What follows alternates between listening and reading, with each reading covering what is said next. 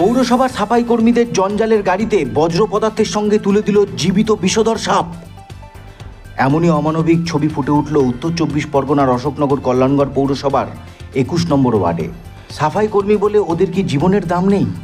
ইতিমধ্যেই পৌরসভার বিভিন্ন অঞ্চলে দিনরাত পরিশ্রম করে পরিষ্কার পরিচ্ছন্ন করে তুলছে সাফাই কর্মীরা। এদিনও যথারীতি 21 নম্বর ওয়ার্ডে মুসলিম পাড়ায় গাড়ি নিয়ে জঞ্জাল সংগ্রহ করতে গিয়েছিলেন এক সাফাই কর্মী নির্মলবন্ধু তাপস পরামানিক। অভিযোগ, মুসলিম পাড়ায় কোনো এক বাসিন্দা একটি সাপকে বন্দি করে রেখেছিল প্লাস্টিকের বোতলে। তাপসকে কিছু না জানিয়ে বোতল সহ বিষধর সাপটিকে তুলে দেওয়া হয় জঞ্জালের গাড়িতে।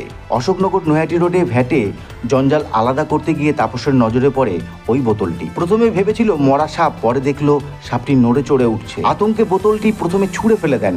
বোতলের মুখটি আটকানো ছিল বলে বড় বিপদ থেকে বেঁচে গেলেন তিনি। আলাদা করতে গিয়ে দেখি এই বোতলের মধ্যে একটা সাপ, আমি কোন গাড়ি দিয়েছে আমি তো জানি না। তারপরে দেখছি, আমি ভাবলাম মনে হয় এটা মরা সাপ, তারপর দেখছি না, এত জ্যান্ত আছে।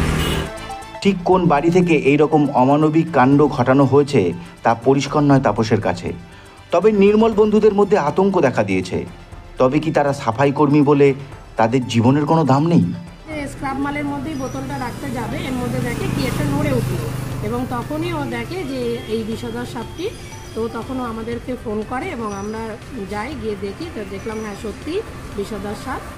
এই প্রসঙ্গে আমরা কথা বলেছিলাম 21 নম্বর ওয়ার্ডের পৌরপিতা শিক্ষক ভবত সালদারের সঙ্গে। তিনি সমস্ত ব্যাপারটি খতিয়ে দেখার আশ্বাস দিয়েছেন।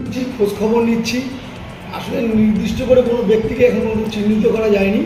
আমি পৌরসভায় ঊর্ধ্বতন কর্তৃপক্ষের চেয়ারম্যান বা অন্যদেরও জানাচ্ছি, এই যে করেছে এটা নিন্দনীয়।